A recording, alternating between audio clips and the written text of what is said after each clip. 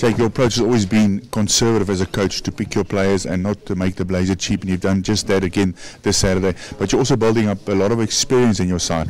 Yeah, well, I think again you've summed it up, because that's the whole thing. You know, you as an ex-Springbok, I've always said that we're not going to make it easy to become a Springbok. And Doc Craven, I suppose, has always sort of had a saying that if you're good enough for one, you're good enough for two. And that's why Michael and May get another start this weekend. I thought they did reasonably well. I mean, obviously people can be critical and say, this and that didn't go well. But to lose Monty, as I mentioned last week, still take over the goal kicking, the touch kicking, had to drop back. And had to cover for fullback when we played 20 minutes a second half with 14 men. I thought, he deserves another chance.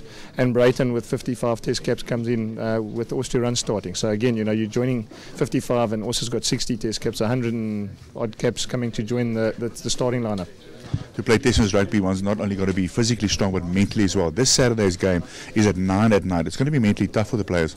Well, again, you can't make it any tougher than you want. I mean, it's 9 o'clock at night. It's going to snow. It's away in France. Paris is always difficult. Sides don't come here and win.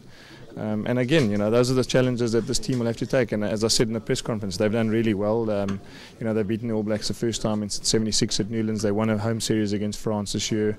They won the first big game against Australia away from home. So again, these are challenges they're going to have to, put their hands up. And hopefully this weekend, as I said to them, it's all about their attitude. It's the end of the season. They can basically, people use that as a negative. I'm using that as a positive, because after Saturday night they finish for a couple of weeks, and that means they can give everything they've got.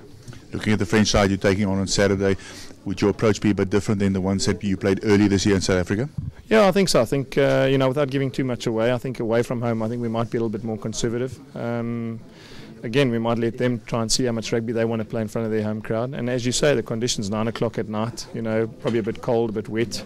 And if we keep it, our basics good and make sure that we put them under pressure, especially on our defensive lines and territory-wise, then, we've got a good goal kicker. Hopefully Monty's on song again, we can put them under pressure. Training has been going well. The spirits of the side look to be a very positive one. Yeah, I mean, singing on the bus this morning and guys having fun. It was a bit cold outside there, and I deliberately said to the players afterwards, I'm not going to make a big thing about it, guys, but I think the secret is we've got to have fun on Saturday night, and that's where the challenge lies. We can have fun during the week, but we must make sure that when we get out of the bus on Saturday evening at the Stade de France that we switched on.